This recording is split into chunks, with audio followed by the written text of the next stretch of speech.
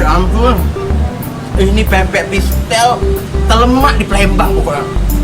Rasanya nih, Wak. Oh, ini makan apa dia?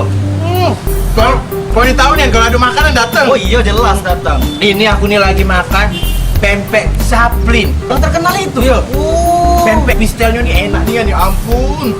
Coba lah nyicip lah. Cecep. Emaknya, oi. Pempek yang si kok ini punya bentuk yang luar biasa pokoknya. Iya.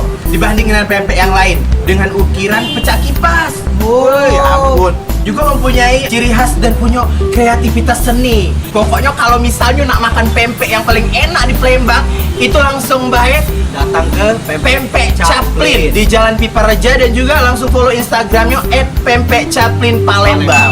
Terasa iwaknya, lemaknya, Lemaknya jangan ditanya.